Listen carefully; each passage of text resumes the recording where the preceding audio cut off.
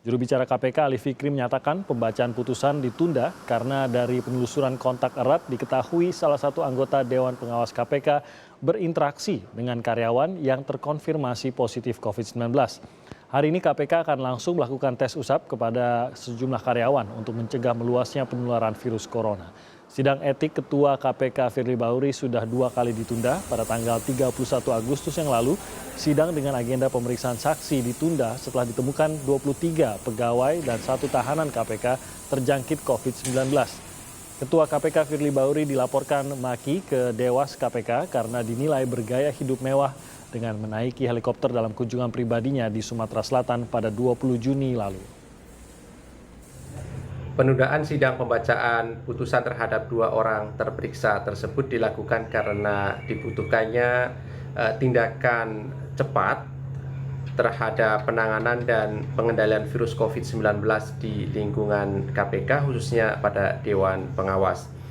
Dari hasil penelusuran di internal KPK, ada indikasi 1 orang pegawai yang positif virus COVID-19 namun telah berinteraksi dengan para pegawai dan juga anggota Dewan Pengawas KPK.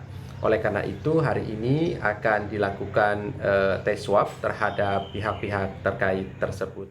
Untuk mengetahui lebih lanjut penundaan sidang putusan dugaan pelanggaran etik Ketua KPK Firly Bahuri, kita langsung bergabung dengan jurnalis Kompas TV Dani Saputra di sana. Dani, tadi kita sudah mendengar alasannya. Kapan ini sebenarnya diketahui dan apakah memang mendadak sehingga harus membatalkan pembacaan putusan ini?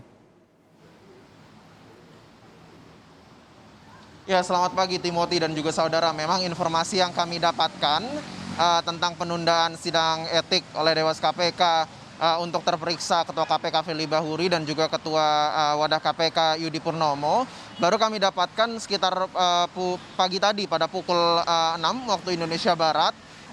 Jubir KPK Ali Fikri mengonfirmasi langsung bahwa nantinya sidang ini untuk hari ini dengan agenda pembacaan putusan yang akan langsung disampaikan ke publik ini yang akan dimulai rencananya pada jam 9 pagi ini ditunda terlebih dahulu, nanti akan dilanjutkan lagi pada tanggal 23 September, yaitu berarti jatuh pada hari Rabu pekan depan. Alasannya memang karena hasil penelusuran kontak ataupun tracing internal yang dilakukan oleh KPK menunjukkan adanya salah satu anggota Dewas KPK yang terindikasi memiliki interaksi ataupun kontak erat dengan pegawai KPK yang terkonfirmasi positif COVID-19. Kami masih belum mengonfirmasi lebih lanjut seperti apa secara detailnya hasil penelusuran ataupun hasil tracing ini dan juga kapan sebenarnya hasil tracing ini ditemukan. Namun hari ini sebenarnya dari pagi tadi kami belum mendapatkan informasi pertama bahwa ada penundaan, barulah kami mengonfirmasi langsung dari Jubir KPK Ali Fikri, baru dikasih tahu ternyata baru diinformasikan ada penundaan seperti itu. Nah, anggota Dewas KPK ini juga tidak dispesifikasi siapa, tidak sebutkan namanya. Namun memang bisa dibilang kalau misalkan ini mendadak karena urgent sekali Timothy, karena anggota Dewas KPK ini yang akan langsung in charge ataupun yang akan terlibat langsung dengan sidang etik yang sudah dilakukan ataupun digelar sejak akhir Agustus lalu, khususnya untuk terperiksa Ketua KPK Firly Bahuri. Seperti itu Timothy. Lalu bagaimana dampaknya proses tracing ini juga terhadap operasional di KPK saat ini?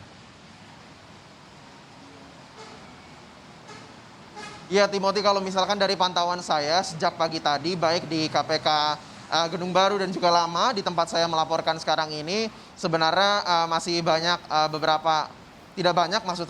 masih ada beberapa karyawan yang berlalu lalang masuk ke gedung KPK dan kami juga tidak mendapatkan informasi bahwa akan ada penutupan gedung seperti beberapa waktu lalu saat ditemukannya 23 karyawan dan 1 tahanan KPK yang terkonfirmasi positif COVID-19. Belum ada instruksi langsung, namun yang jelas hari ini akan dilakukan tes usap, namun tidak secara massal. Kemungkinan besar tidak secara massal, tidak seperti beberapa waktu lalu, namun hanya ke beberapa pegawai dari hasil tracing internal yang dilakukan oleh KPK.